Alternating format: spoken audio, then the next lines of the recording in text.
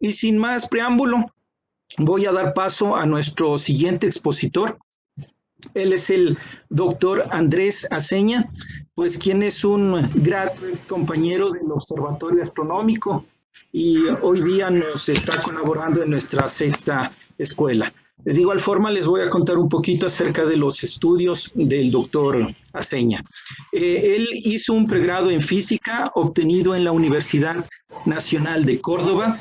Tiene un doctorado en física teórica obtenido en la Universidad de Potsdam, Max Planck Institute for Gravitational Physics en Alemania. Actualmente, el doctor Aceña es profesor adjunto de la Facultad de Ciencias Exactas y Naturales de la Universidad Nacional de Cuyo, en Argentina. El día de hoy, el doctor Aceña nos impartirá la temática sobre ecuaciones relativistas en estrellas. Con ustedes doy paso al doctor Andrés Aceña. Hola, buen día. Espero esté muy bien. Un gusto saludarlo, Darwin. Tanto tiempo. Igualmente. ¿Se me escucha bien? ¿Se me ve bien? Doctor, está un poquito entrecortado el audio. Quizás ahí lo mejoramos.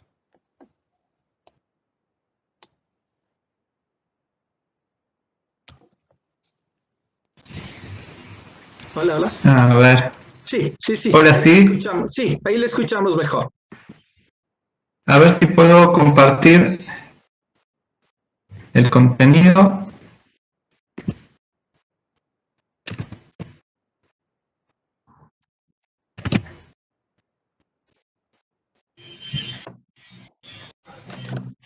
A ver.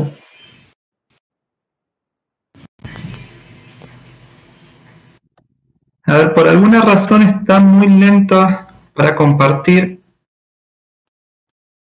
El audio está perfecto, doctor. El audio está bien, bueno, pero me está tardando muchísimo en cargar la charla.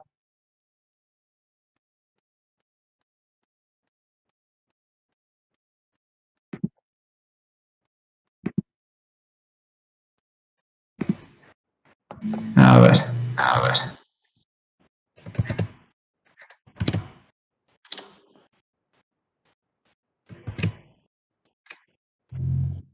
¿Se ve la...? Sí. Tenemos imagen, doctor. Ok, y se ve también la flecha, ¿cierto? Sí, correcto. Okay. Perfecto. Bueno, avísenme cualquier cosa si se corta, por favor. Sí, correcto, ahí coordinamos. Gracias. Bueno, primero que nada, quiero expresar mi agradecimiento y mi orgullo al doctor López y a todo el personal del Observatorio Astronómico de Quito. Me imagino el esfuerzo inmenso que es organizar esta escuela en estas circunstancias. Tengo también el orgullo personal de haber sido partícipe de la primera escuela ecuatoriana de astronomía y astrofísica y siempre es un gusto participar, colaborar y por supuesto que considero este evento muy importante en términos de compartir ciencia, compartir el interés en la astronomía y de generar también ese mismo interés y ese mismo gusto por la astronomía.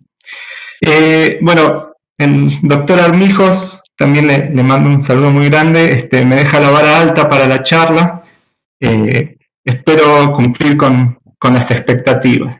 Entonces, bueno, hoy vamos a hablar de ecuaciones relativistas para estrellas. Primeramente quisiera decir brevemente cómo va a estar orientada la charla.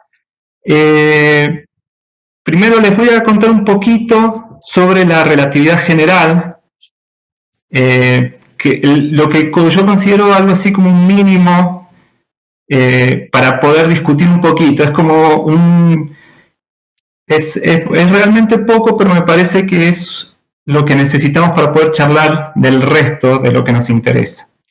Después les voy a presentar un modelo muy simple de estrella, pero como pasa muchas veces en física, que sea simple no quiere decir trivial o inútil como modelo. Ya vamos a ver para el final de la charla que es un modelo que presenta características muy interesantes y que contiene bastante de la física que uno quiere para ciertos objetos, no para todos, para ciertos objetos.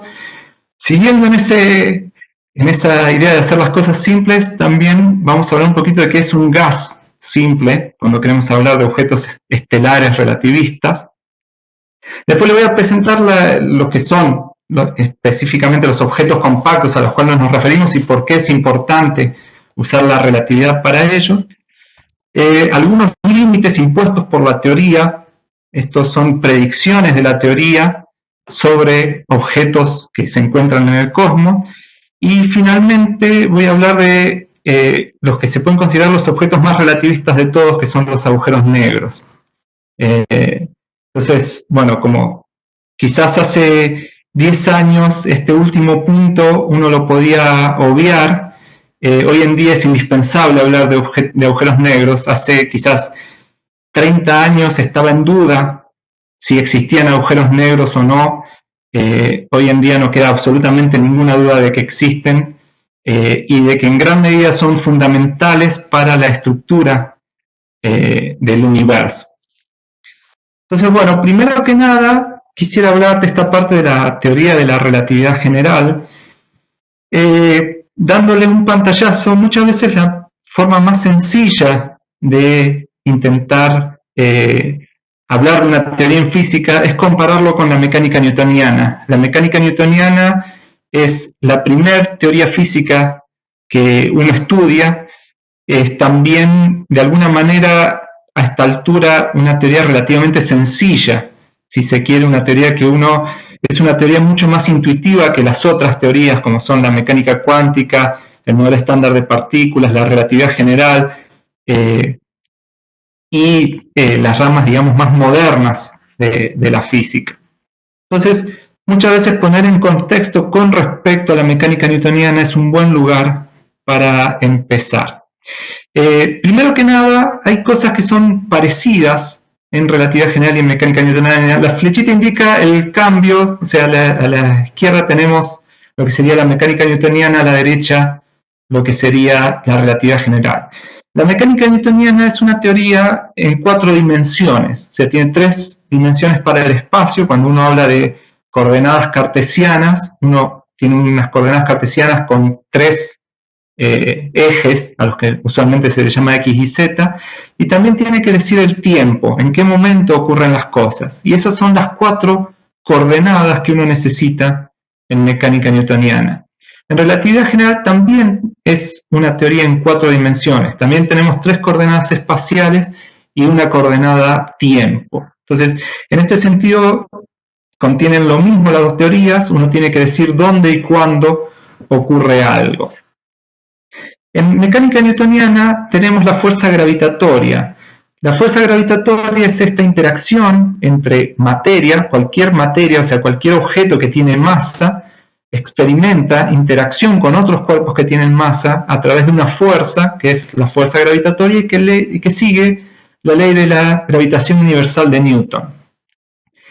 En relatividad general, la fuerza gravitatoria es reemplazada por un concepto geométrico que es la curvatura del espacio-tiempo. Ya vamos a hablar un poquito más de estos puntos, pero es importante saber que en relatividad general no hay fuerza gravitatoria. Uno muchas veces sigue diciendo la interacción gravitatoria o la fuerza gravitatoria, pero en realidad no es una fuerza. No hay una interacción entre cuerpos que tire uno hacia el otro, sino que hay una propiedad geométrica del espacio a la que le llamamos curvatura, y eso reemplaza los efectos de la fuerza gravitatoria.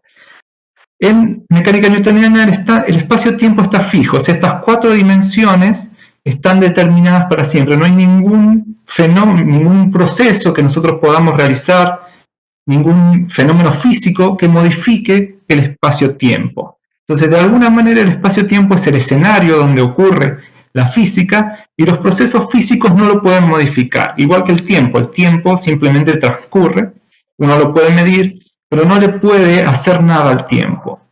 Esto es reemplazado por un espacio-tiempo dinámico. Esto quiere decir que el espacio-tiempo se puede modificar. En particular, la presencia de materia modifica el espacio-tiempo. Y, como hemos dicho que es la fuerza gravitatoria, es reemplazada por la curvatura, la materia modifica la curvatura del espacio-tiempo. Ya vamos a ver un poquito más en detalle cómo sucede esto. Y finalmente, la ecuación central en la gravitación newtoniana, que es la ley de la gravitación universal, es reemplazado por otro conjunto de ecuaciones que son las ecuaciones de Einstein. Entonces, estas ecuaciones son las ecuaciones que tiene que satisfacer cualquier espacio-tiempo para ser considerado un universo viable, un universo posible dentro de la física. Bueno, entonces acá tenemos un dibujito, digamos, de esta transición. A la izquierda, acá tenemos las coordenadas espaciales horizontales, y algo que es común en relatividad es dibujar el tiempo en el eje vertical, o sea que el tiempo pasa hacia arriba en los dibujos. Y esto que tenemos acá sería como una trayectoria de una partícula, de un cuerpo que está acelerado porque no es una recta, en este espacio-tiempo fijo newtoniano. Esto es reemplazado por un espacio-tiempo, donde uno también tiene una idea de coordenadas espaciales y coordenadas tiempo, y el tiempo pasa también hacia arriba, pero ahora este espacio-tiempo es dinámico, puede cambiar, puede modificarse, y no necesariamente tiene que ser euclídeo. Un espacio euclídeo es un espacio plano, en donde las distancias están todas siempre fijas por el teorema de Pitágoras, y es el espacio newtoniano. ¿Sí? Es el espacio que uno estudia cuando estudia el teorema de Pitágoras. Entonces, en este caso, esto ya no es así, sino que uno tiene un espacio-tiempo que se puede modificar y donde las distancias y los tiempos pueden modificarse. Acá he puesto un dibujito, una representación muy simple de lo que uno puede imaginar como curvatura.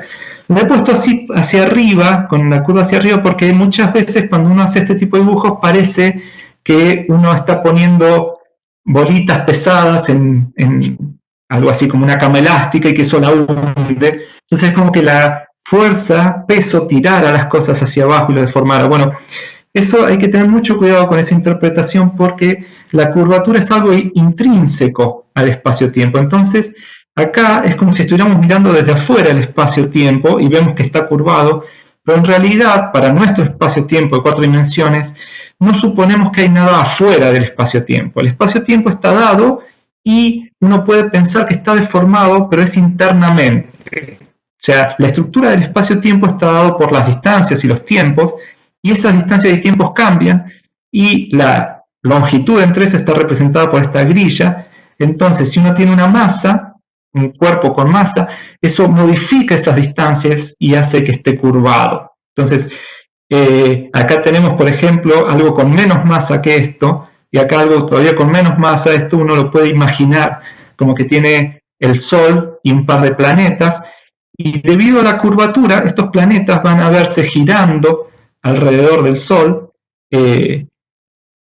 no porque haya una fuerza entre ellos, sino porque tenemos esta geometría que no es plana. Si esta geometría estuviera plana, estos cuerpos se moverían en línea recta, y uno necesita agregar la fuerza gravitatoria para hacerlos moverse en líneas curvas.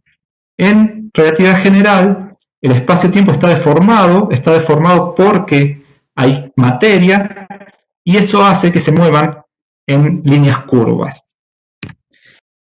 Ok, poniéndonos un poco más serios en la descripción, nosotros tenemos, en la relatividad general, tenemos el espacio-tiempo, pero tenemos un objeto que es el objeto fundamental que nos permite describir el espacio-tiempo, y ese objeto se le llama la métrica. La métrica es una función, es realmente una función que toma 2 vectores y devuelve un número. O sea, es algo que yo le doy 2 vectores en mi espacio-tiempo. Por ejemplo, la idea típica del vector aplica una flechita. Si yo tengo acá mi variedad o mi espacio-tiempo curvado, yo tengo una flechita ahí que me dice una dirección y qué tan rápido me estoy moviendo. Y si le doy esto a la métrica, me devuelve la longitud de este vector. Esto es una generalización del teorema de Pitágoras. Si uno usualmente, para calcular distancias, usa el teorema de Pitágoras porque estamos en un espacio-tiempo que es bastante euclídeo. La métrica permite calcular longitudes y ángulos, o sea que realmente es eso, y como permite calcular longitudes y ángulos le da rigidez a la variedad o al espacio-tiempo. Variedad es el nombre matemático para el objeto que nosotros usamos como espacio-tiempo. Entonces, si uno se imagina que en el espacio-tiempo en el que vivimos ponemos puntos y a distintos tiempos, uno puede calcular cuál es la distancia entre esos puntos. Y esa es la rigidez que le da. Si yo no puedo modificar esa distancia, quiere decir que esos puntos están fijos entre sí. Entonces uno pasa de tener algo que puede tener cualquier forma a lo que sería de alguna manera la idea de un cuerpo rígido. Si uno cuando habla en física newtoniana de un cuerpo rígido, uno imagina un cuerpo formado por partículas que están a distancias fijas, y eso hace que el cuerpo sea realmente rígido, que no se pueda mover. Bueno, la métrica hace eso para el espacio-tiempo, hace que el espacio-tiempo sea algo que tiene una estructura. Bueno, entonces si tenemos este objeto que es la métrica que le da la estructura, imaginaríamos que nos puede decir si está curvado o no. Y eso es así, pero primero vamos a pensar un poquito en qué queremos decir cuando es la curvatura. O sea, uno puede pensar que la rigidez o las distancias entre puntos, entre eventos, nos dan la curvatura, pero no es eso mismo la curvatura. ¿Sí? Cuando uno piensa en la distancia, por ejemplo, acá tengo un dibujo de una esfera, si uno piensa en una esfera, uno puede pensar en las distancias entre distintos puntos, pero eso en sí mismo no es la curvatura. La curvatura es realmente cuánto se dobla para un lado o para el otro ese objeto. Entonces, la pregunta es cómo podemos hablar de curvatura sin, o sea, porque cuando nosotros tenemos una esfera, la podemos ver desde afuera y podemos tratar de ponerle arriba una hoja de papel y vemos que no la podemos poner, entonces podemos decir, esto está curvado, ¿sí? Y una pelota chiquita tiene más curvatura que una pelota grande, ¿sí? Porque las puedo apoyar y una se separa de la otra. Pero ¿cómo hago para decir eso si yo viviera en la esfera? O como hacemos ahora, como vivimos en el espacio-tiempo, no podemos salir y mirarnos desde afuera y decidir si está curvado o no, tenemos que usar otro método. Y el método que se usa se le llama desviación de geodésicas o transporte de vectores, que son dos cosas que son por definición distintas, pero que para la relatividad general dan lo mismo. Entonces, para imaginar o para entender cómo funciona eso, imaginemos que esta esfera es la Tierra, este es el Ecuador, ¿sí? Como está el observatorio muy cerca, pueden intentar hacer el experimento, aunque les va a llevar mucho tiempo y probablemente sea muy incómodo hacerlo.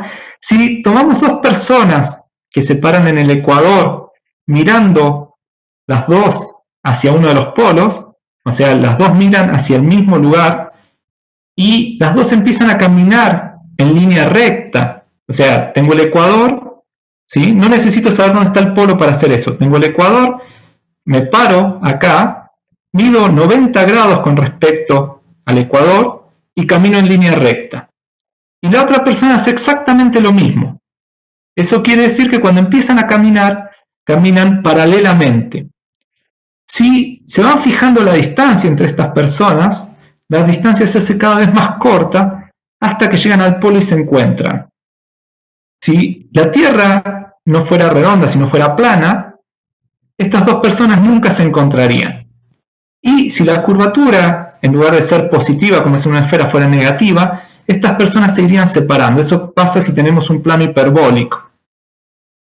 Entonces, esta distancia, o en realidad cómo está cambiando esta distancia, me dice si sobre lo que estoy caminando está curvado o no. Y esa idea de que si tomo dos personas que caminan en la misma dirección al principio y se van acercando o se van separando, eso se le llama desviación de geodésicas. Y entonces, teniendo esto, podemos esto hay que refinarlo matemáticamente en un objeto que se le llama el tensor de curvatura, y el tensor de curvatura tiene exactamente esta información a un nivel local, o sea, bien chiquitito. O sea que si yo acá puedo saber si esto se parece a una esfera, o se parece a un plano hiperbólico, o se parece a un plano, y cuánto se parece a cada una de esas cosas, sabiendo cuánto vale este tensor de curvatura. Entonces, bueno, con esta idea de curvatura, tenemos el ingrediente geométrico principal que va en las ecuaciones de Einstein. Las ecuaciones de Einstein, en forma, digamos, compacta, tienen esta forma, donde, por supuesto, no he entrado en un detalle de cómo se calcula esto, son cuentas largas y engorrosas en general de realizar, pero digamos, hay una receta de cómo se hacen. Si yo tengo la métrica, puedo calcular la curvatura. Una vez que tengo la curvatura, puedo calcular este objeto que se llama el tensor de Einstein, que es un promedio de curvaturas. O sea, para entenderlo así a grandes rasgos, lo que yo tengo acá dentro son promedios de curvaturas. Como estoy en 4 dimensiones, el promedio de curvatura no me determina toda la curvatura. Y tengo muchos promedios de curvatura. En realidad, esto tiene 10 componentes independientes. Por otro lado, tengo este otro lado de las ecuaciones, donde acá, este es lo que se llama el tensor de energía-momento. Este tensor de energía-momento tiene incluido la materia. O sea, ahí adentro lo que estoy haciendo es una descripción de la materia. Entonces, estas ecuaciones es donde se lleva, o donde se cumple esa idea que hablamos al principio, donde la curvatura, que está de este lado, está determinada por la materia. Entonces, por eso he puesto estas dos figuras. De este lado está la geometría, esto es la curvatura de mi espacio-tiempo, y este lado es la materia que hay ahí adentro.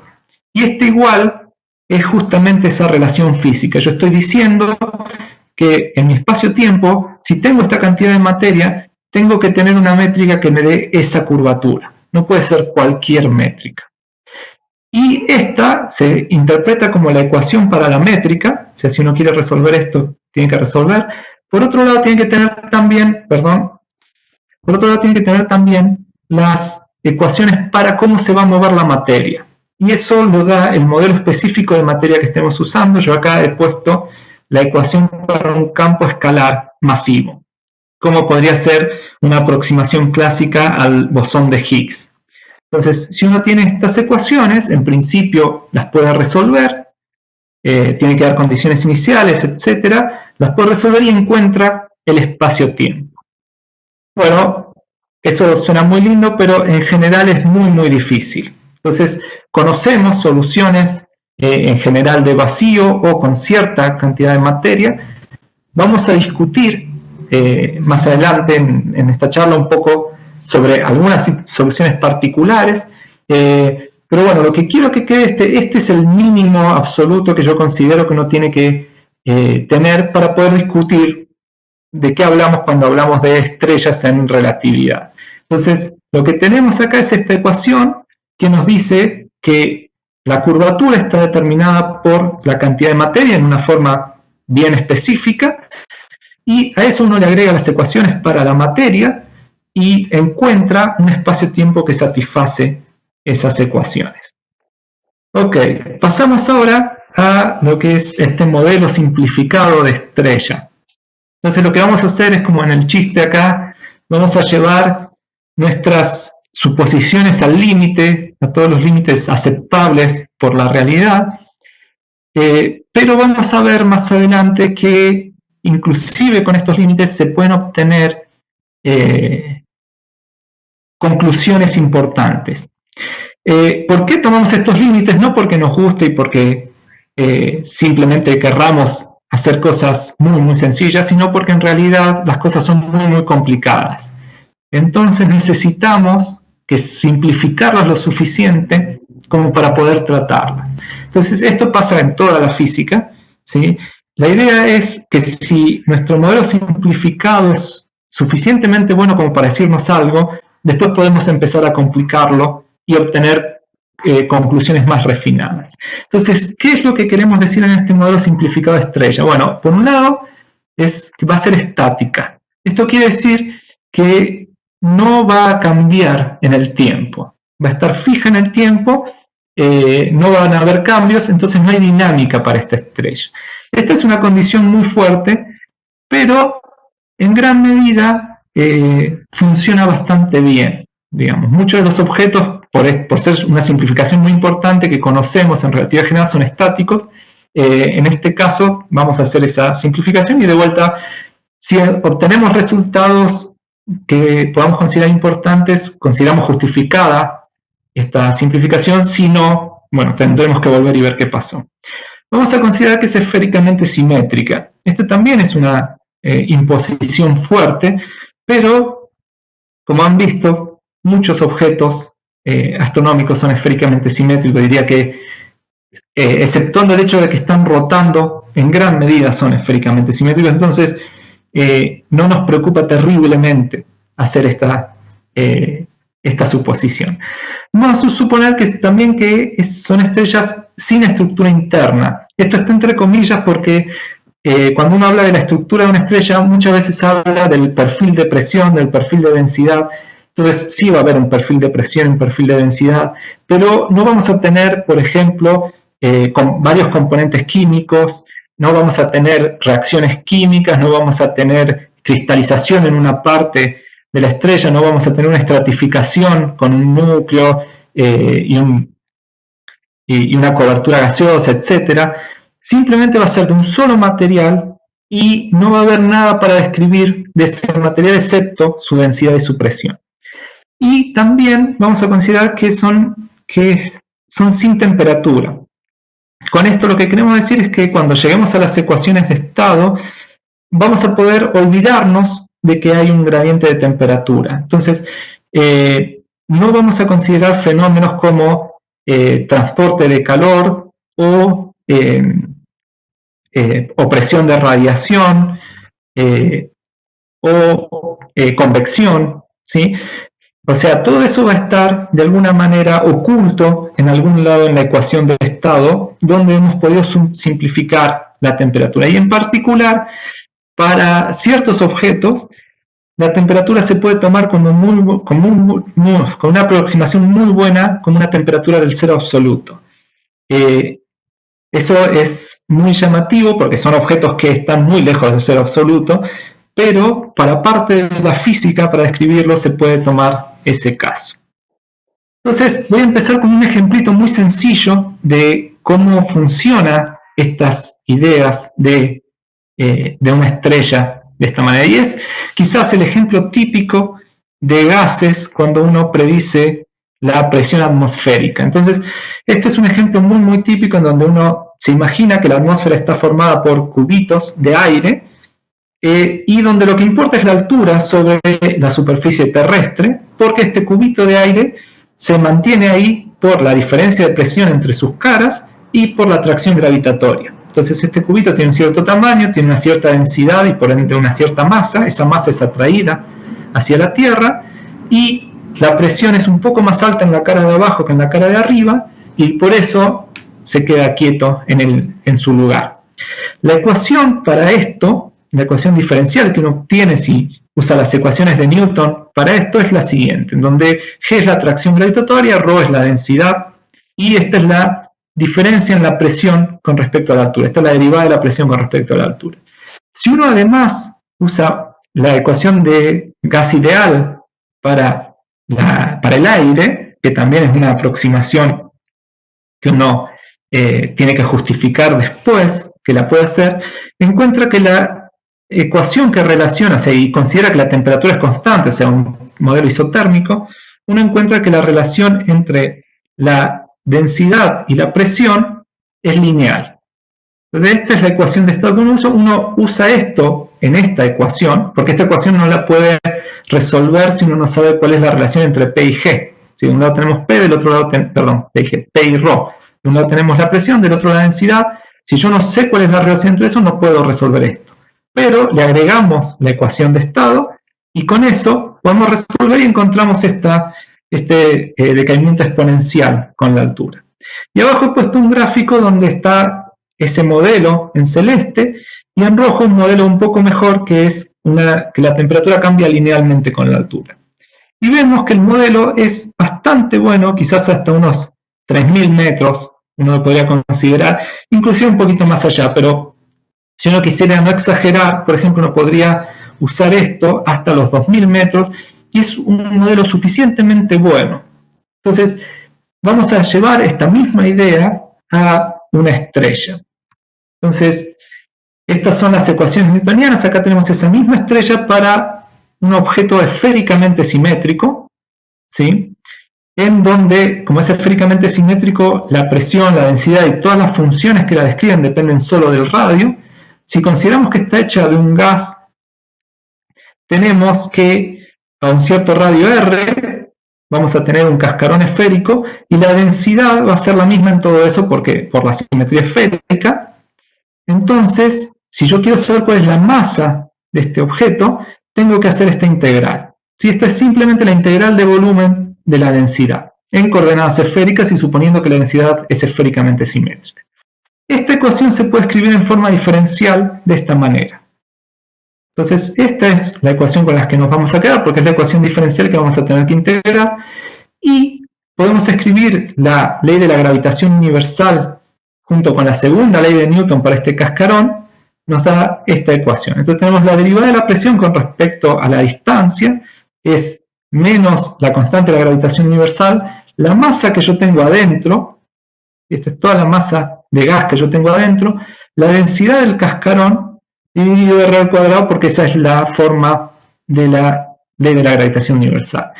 Entonces, obtener estas ecuaciones es un muy interesante ejercicio para las físicas de primer año. Las ecuaciones son relativamente sencillas y lo que nos necesitamos rescatar un poco es que es un sistema de ecuaciones acopladas, o sea, yo tengo en esta ecuación la masa y en esta ecuación tengo la densidad, y en las dos tengo la densidad, entonces necesito también una ecuación para la relación entre la presión y la densidad. O sea, necesito una ecuación de estado para completar estas ecuaciones y poder integrarlas y obtener objetos. Bueno, ahora lo que me interesa discutir es la versión relativista de estas ecuaciones. O sea, tenemos las mismas suposiciones, pero ahora vamos a usar la relatividad general. Entonces, voy a ser muy sintético en esto, pero me interesa recalcar algunos puntos. Esto que tenemos acá es la métrica. Esta es la forma más general de una métrica estática esféricamente simétrica. O sea que acá hemos puesto nuestras suposiciones, o en gran medida o gran parte de nuestras suposiciones. Acá tenemos dos funciones que quedan libres, que son mu y lambda. Y una vez que yo obtenga esas funciones, sé cómo es mi espacio-tiempo. O sea, mi espacio-tiempo queda totalmente determinado una vez que sé cuánto vale esto. Y por supuesto, este objeto tiene que satisfacer las ecuaciones de Einstein. Ahí está el contenido físico. Yo digo, necesito este espacio-tiempo que tenga estas características, pero para hacer un espacio-tiempo tiene que satisfacer las ecuaciones de Einstein. Si no, no es un objeto físico. Por otro lado, tenemos el tensor de energía-momento, que lo vamos a considerar de vuelta un fluido perfecto. O sea que vamos a considerar que tiene una densidad de energía, o de materia, una presión y es isotrópico. O sea que la presión es la misma en todas las direcciones y que no tiene viscosidad. O sea, no me cuesta desplazar el fluido con respecto a sí mismo. Entonces, una vez que uno pone estas suposiciones, encuentra que la función lambda conviene expresarla en forma de otra función que le hemos llamado m también, pero no es la misma m newtoniana, sino que es una función que entra en la métrica. Esa m, a pesar de no ser la misma que antes, tiene la misma expresión en términos de la densidad de carga. Esto es súper llamativo, pero es una simplificación muy importante, entonces nos da la misma ecuación diferencial que antes.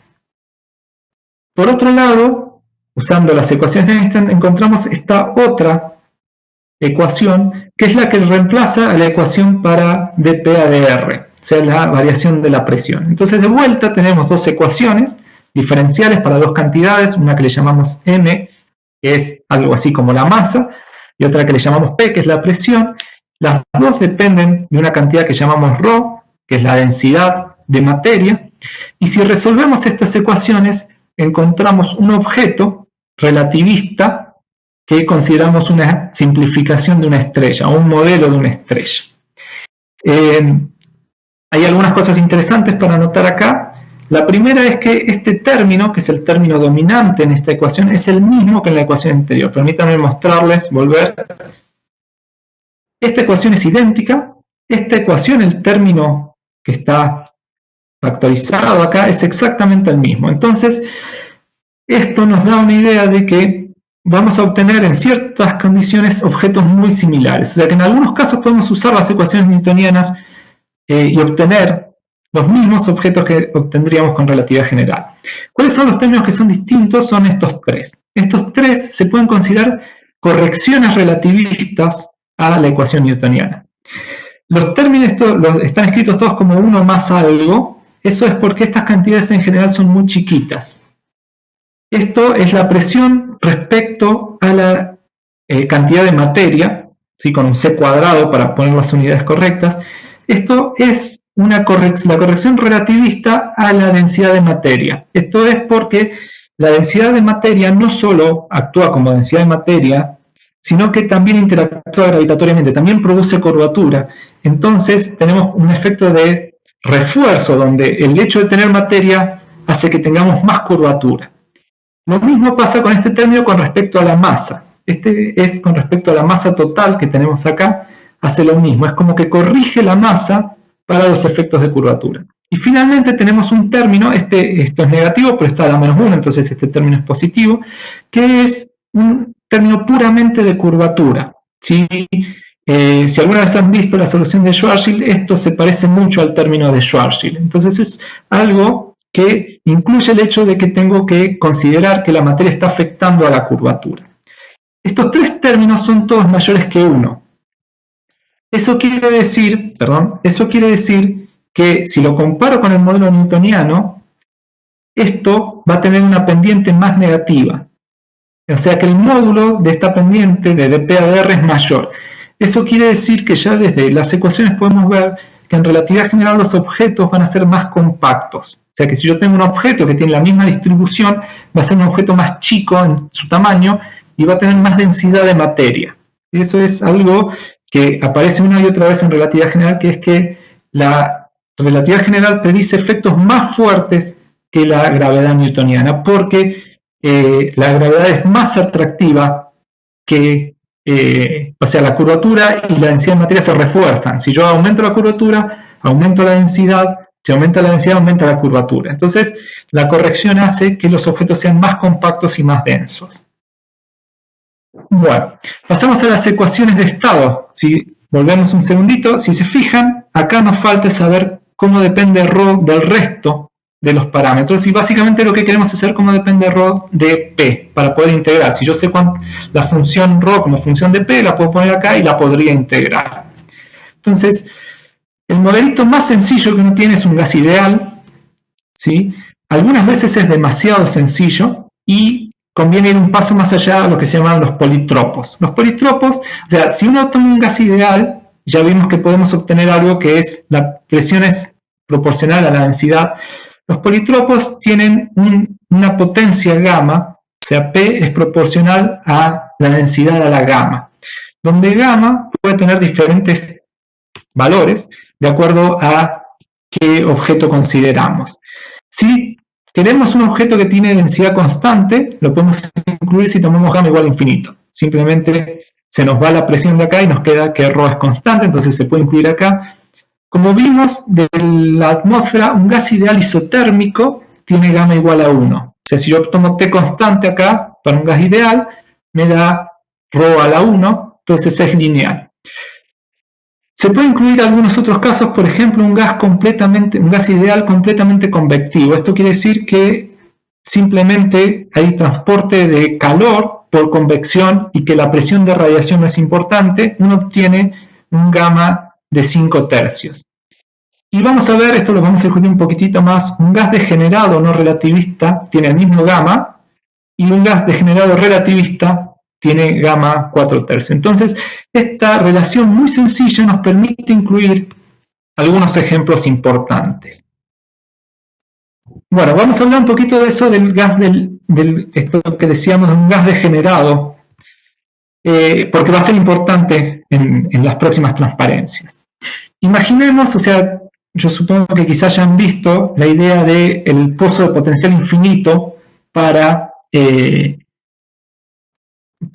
en mecánica cuántica. ¿Sí? Si uno tiene una caja en donde quiere meter partículas cuánticas, no pueden tener cualquier energía, sino que la energía está cuantizada y a través de esta fórmula. O sea, si este es un pozo unidimensional de longitud L, estas son las energías permitidas. Entonces, si yo quiero poner una partícula ahí adentro, tiene que tener alguna de estas energías. No puede tener menos que la mínima, ¿sí? Y si la dejo ahí adentro, ¿sí? El tiempo suficiente va a terminar en alguno de estos estados, en un estado estacionario. Entonces, supongamos que ahora yo tengo fermiones y quiero llenar esta caja con fermiones. Los fermiones no pueden estar todos en el mismo estado. Entonces, si pongo uno, lo puedo poner en el primer estado. Si pongo el segundo, si es un electrón, puede tener el spin para el otro lado, entonces lo puedo poner en el mismo lugar. Pero si quiero poner un tercero, no puede ir ahí. Tiene que ir sí o sí en este lugar. Si quiero poner un cuarto, de vuelta, tiene que ir en este lugar. Si quiero poner un quinto, lo tengo que poner acá. Y así puedo ir llenando esto. Pero el próximo que tengo que poner siempre tiene que tener una energía mayor. Entonces eso es algo que pasa con los fermiones. No los puedo poner todos en el mismo estado. Siempre los tengo que ir poniendo en un estado más grande. Y si se fijan, esto depende inversamente de la longitud al cuadrado. Eso quiere decir que si yo quiero achicar esta caja, si yo le puse un montón de fermiones ahí adentro y ahora la quiero achicar, tengo que entregarle energía. O sea que la tengo que pechar para cerrarla, para hacerla más chica.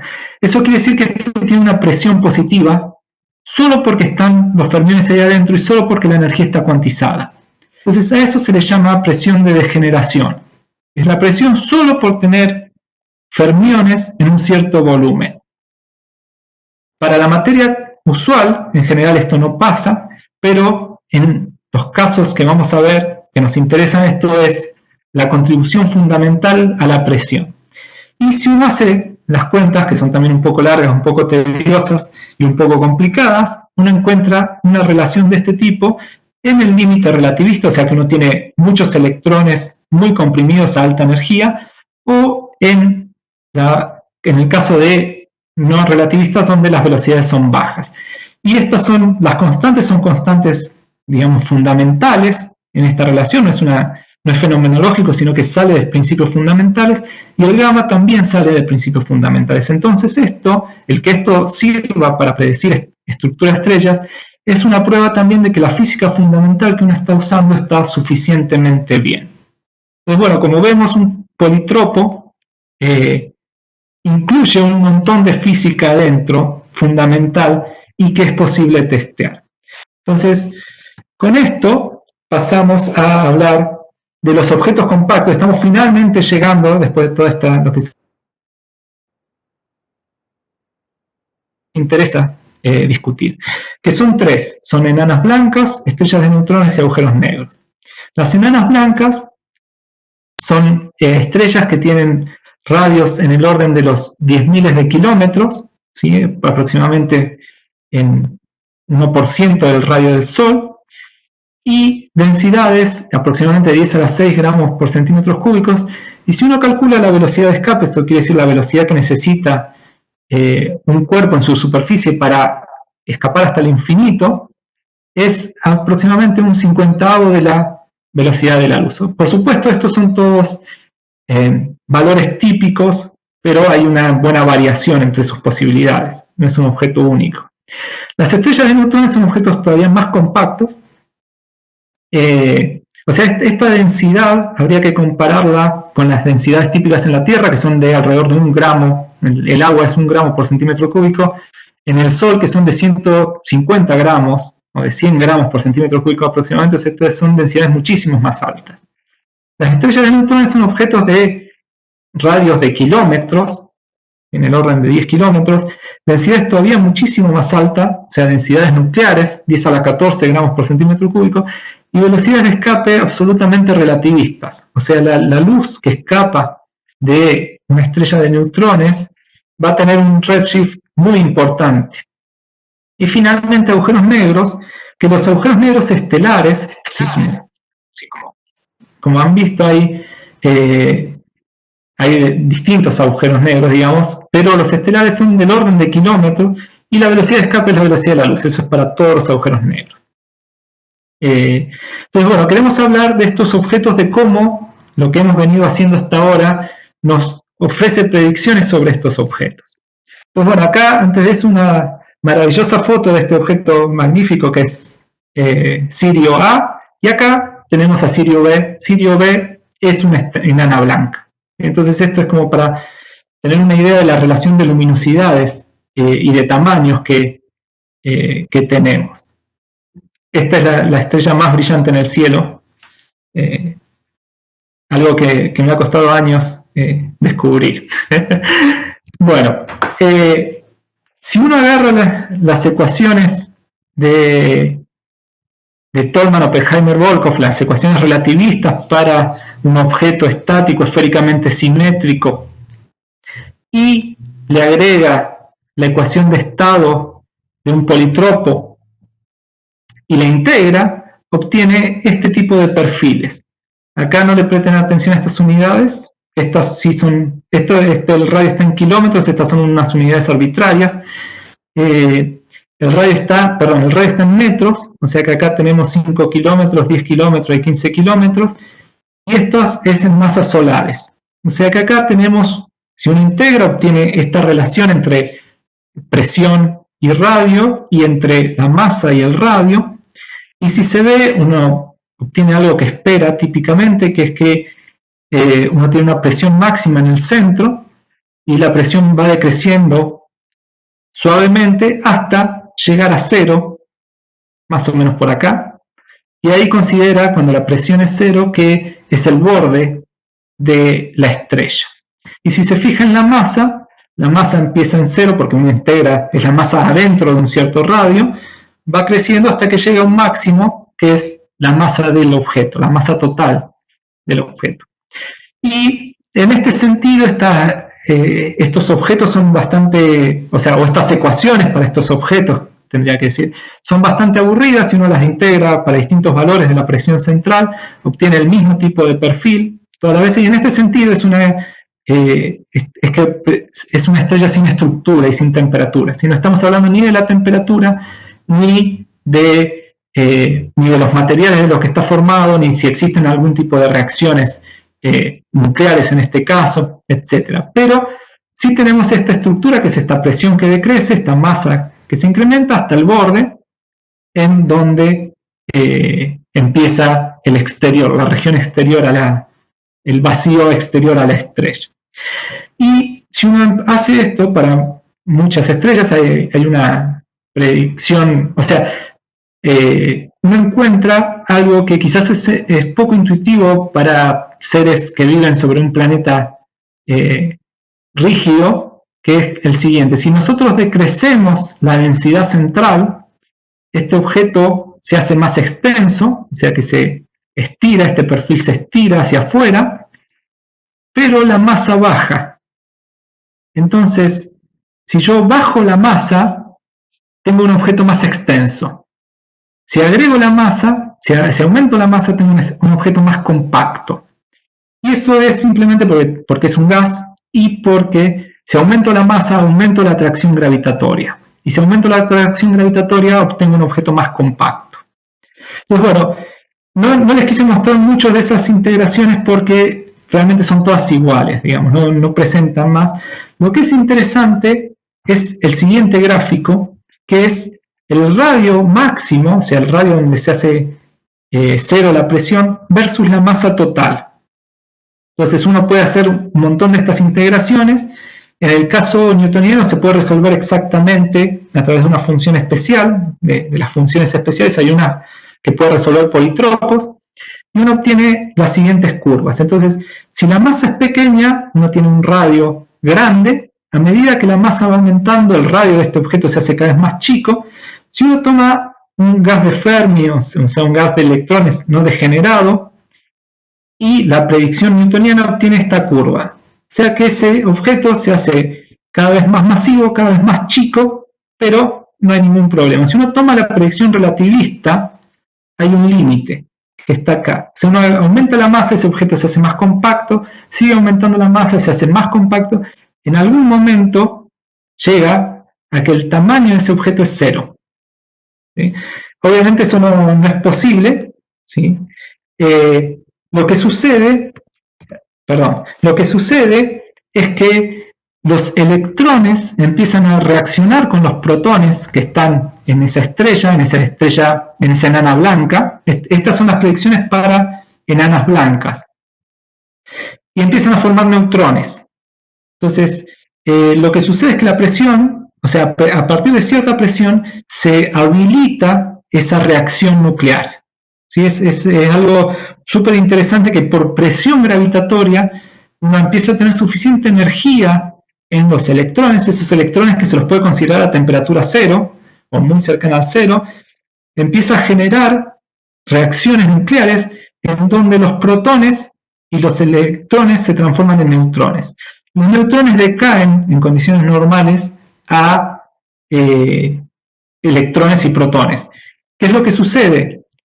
Cuando yo tengo un gas de Fermi, tengo todos los estados de baja energía llenos. Entonces, si yo hago decaer un neutrón en un protón y un electrón, el electrón tiene que tener suficiente energía como para ir al nivel más alto, o sea, el nivel que todavía no está lleno de energía. Como tiene que pasar eso, básicamente la reacción se congela. Yo no tengo, esos neutrones no tienen suficiente energía como para darle al electrón final la energía necesaria para ir a ocupar uno de los estados de arriba de energía. Entonces, la reacción se congela y solo ocurre hacia un lado, que es hacia los neutrones. Entonces, terminamos con una estrella de neutrones.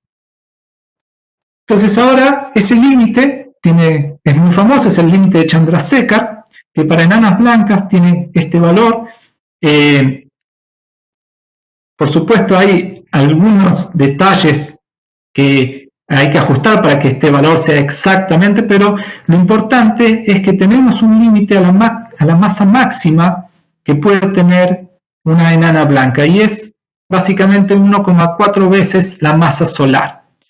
Eso es una predicción muy importante en el sentido de que si uno por observaciones astronómicas encuentra enanas blancas que tienen, por ejemplo, 5 masas solares, bueno, alguna parte de nuestra teoría está muy mal. Por supuesto, no se han encontrado nada que viole estas predicciones, y nos dice, bueno, justamente eso, que tenemos un límite máximo que puede de este tipo de objetos. El otro es para las estrellas de neutrones. Las estrellas de neutrones en gran medida se comportan igual que las enanas blancas, nada más que los fermiones son neutrones, no electrones, y ahí se le llama el límite de Tolman-Oppenheimer-Volkoff, que es por el nombre de las ecuaciones que se usan para resolverlo, y porque en estos trabajos se planteó ese límite para una estrella de densidad constante. En este caso se puede mejorar, y de acuerdo al modelo es más complicado que en el caso de una enana blanca, pero da aproximadamente 2 veces masas solares. Puede ir desde una masa solar a 3 masas solares de acuerdo al modelo que se use, por eso puse un aproximado acá, pero es más o menos en ese rango, que es la máxima masa que puede tener una estrella de neutrones. Entonces, acá es un pequeño gráfico donde está la masa versus el radio, la masa total en masas solares versus el logaritmo del radio, y acá los objetos que se pueden formar en esos radios y esas masas. Entonces tenemos planetas, que estarían por acá, después tenemos, en estos objetos compactos, enanas blancas, estas son las densidades que tienen esos objetos. Cuando llegan a esta densidad, si uno quisiera aumentar más la densidad, en realidad la masa tendría que bajar y el radio también. Y eso es una rama que se llama inestable, entonces esto se transforma en una estrella de neutrones. Entonces, si uno toma una enana blanca y la quiere hacer más pequeña o más masiva, lo que obtiene es una estrella de neutrones, no una enana blanca más masiva. Y las estrellas de neutrones también, si uno va aumentando la masa, disminuye el radio, se hace más compacta, y hay un límite, que acá lo han puesto en 3 en 2 masas solares, es más o menos en ese rango.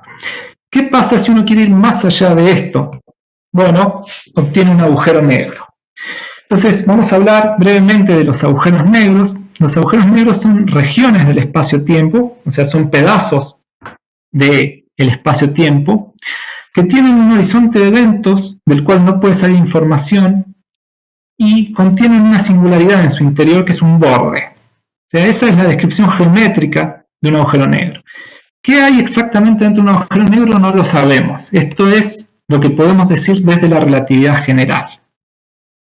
Pero lo que sí sabemos es que la mayoría de su interior es vacío. Y la gran parte de su interior es vacío y en la singularidad no sabemos qué pasa.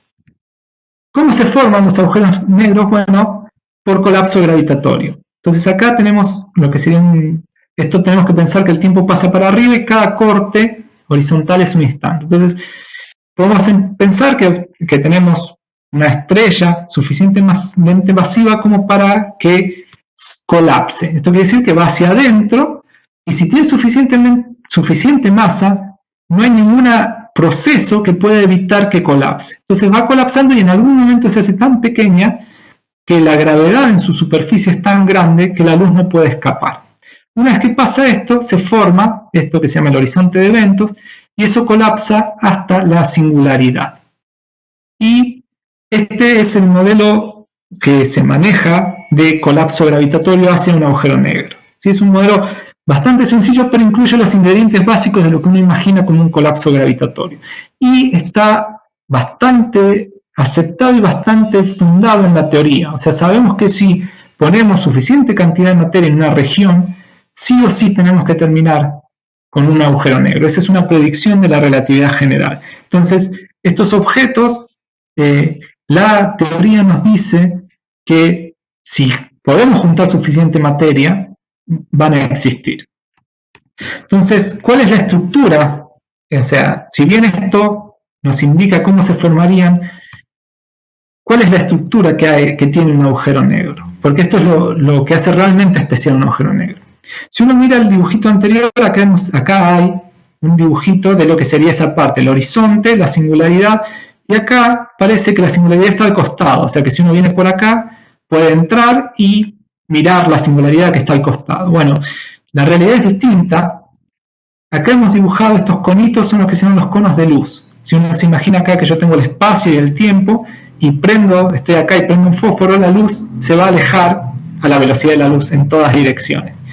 Si yo a la vez, por ejemplo, pateo una pelota, la pelota se va a mover en el tiempo, se va a trasladar, pero siempre tiene que estar dentro del cono de luz, porque si sale del cono de luz, viajaría más rápido que la velocidad de la luz. Y uno de los postulados de la teoría es que nada puede viajar más rápido que la velocidad de la luz.